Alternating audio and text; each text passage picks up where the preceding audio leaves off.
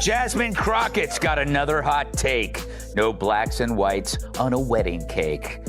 The Democrats' new chosen one, Jasmine Crockett, is in the news again for an old clip where she attacked Florida Rep. Byron Donalds for marrying a white woman. Jasmine Crockett was recently scolded live on national television by Greg Gutfeld, and the outcome was nothing less than complete destruction.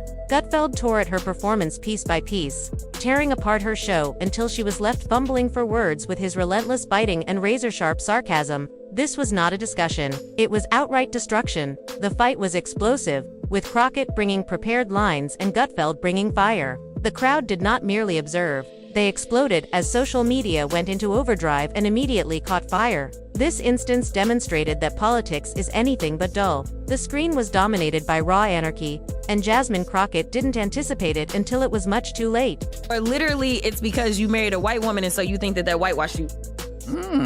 That's not very woke, is it? Of course, Crockett isn't the only Democrat who's opposed to interracial marriage, or else more Democrats would have voted for this one. Racist! Greg Gutfeld transforms casual discussions into heated altercations. He does more than just argue. He obliterates. His style is not casual conversations. Instead, driven by sarcasm and caffeine that are more potent than any prepared talking point.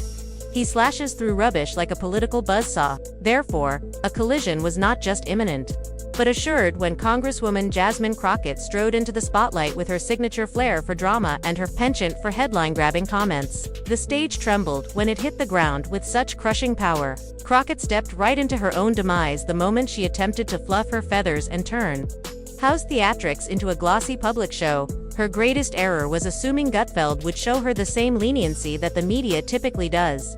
But in actuality, he arrived without any mercy or filter. Tyrus, I go to you for no particular reason. Is she making any point there?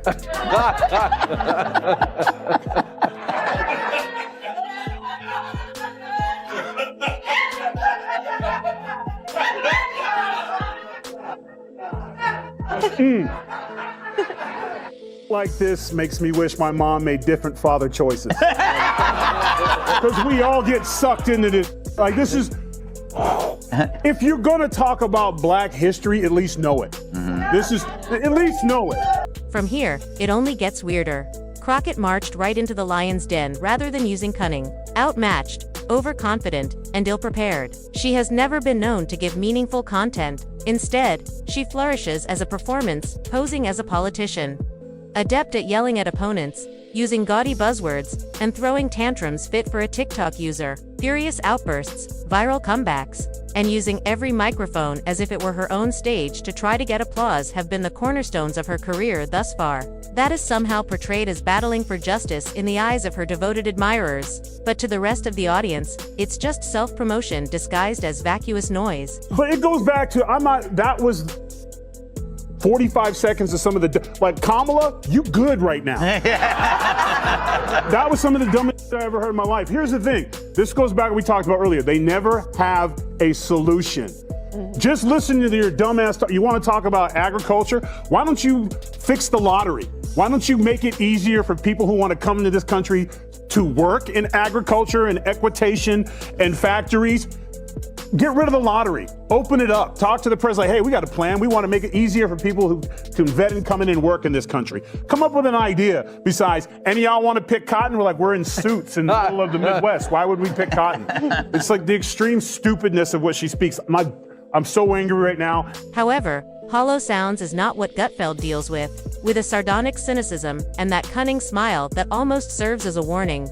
I know exactly where this is going, and you're not going to like it. He cuts right through it. He therefore declined to spar when Crockett began into her most recent extravagant show, which was a concoction of race baiting, deflection, and predictable political drama. He took the initiative to roast, and he did roast. With every sentence, he created the mental image that everyone else harbored but was afraid to express out. Crockett did not appear to be a serious leader. She was revealed to be a walking viral video. frantically trying to get attention with nothing more than theatrical fury and loud theatrics. She's so rotten, she wants migrants picking cotton. We present to you Democratic Congresswoman Jasmine Crockett, who made this shocking argument why America needs immigrants. Roll it, Alfred. So I had to go around the country and educate people about what immigrants do for this country, or the fact that we are a country of immigrants. Right. The fact is, ain't none of y'all trying to go and farm right now. Okay, so I'm lying. Raise your hands. When the wheels fall off. You're not. We done picking cotton.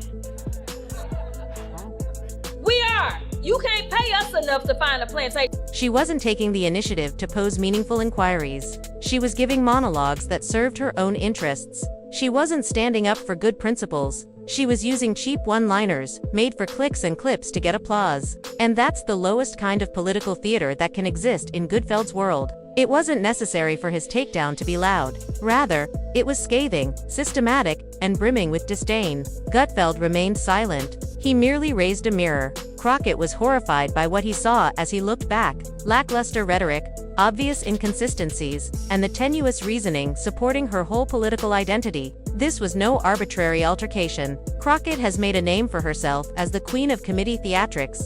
She triggers another tantrum every time the cameras roll, complete with irrational facial expressions, dramatic pauses, and catchphrases meant to keep cable news viewers interested. It's meaningless theater. This time, however, her one-woman's performance was taken from her. Gutfeld did more than just call attention to her behavior. With a combination of scathing satire and unadulterated common sense, he ripped them apart, bringing every fabricated indignation, every stylized dispute, and every exaggerated hand gesture into the open. Gilmeade, she's getting to be the face of that party. I know, thanks to your show. Yeah.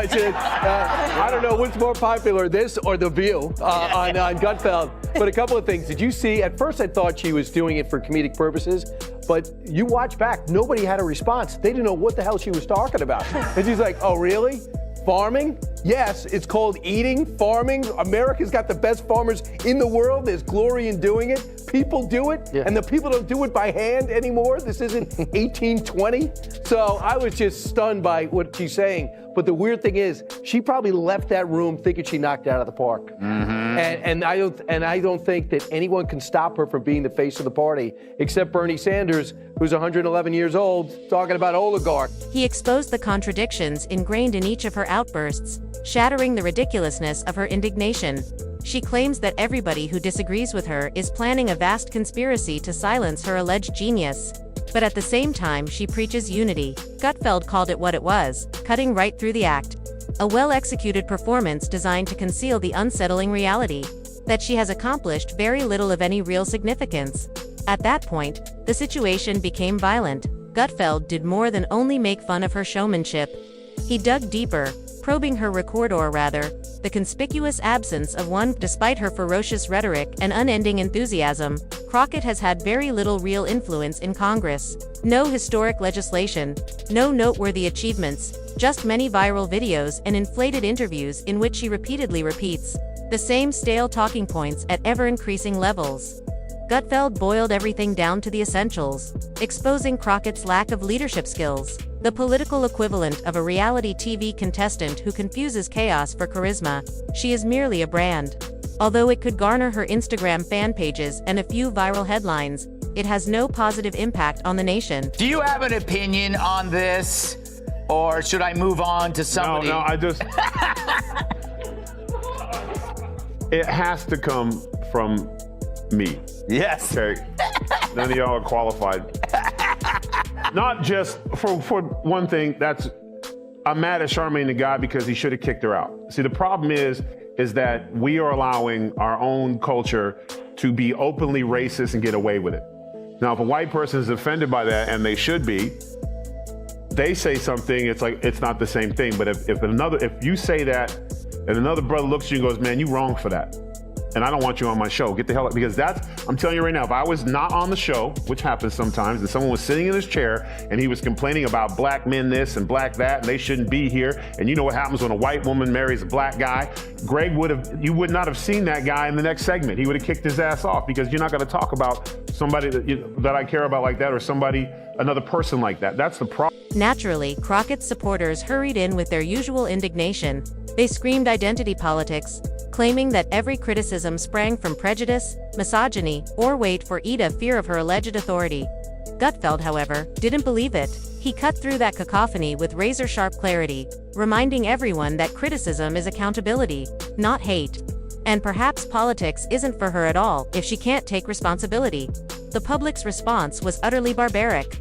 Social media took off. One meme that went viral on the internet was of Gutfeld standing taller than a cartoonish Crockett, with the tagline, "Sit down and learn something," as though it were a UFC knockout with replay-worthy humiliation. Some looped the tape. To be clear, though, Crockett wrote this catastrophe herself. She was not provoked. She was not set up by anyone. She overlooked one deadly reality as she strode into the spotlight with a microphone in hand, eager to play the star. It's not Greg Gutfeld who spars. As she attempted to spin, parry, and scream her way out of the situation, he squashes with facts, humor, and sarcasm that could cut through steel. Gutfeld pounded her,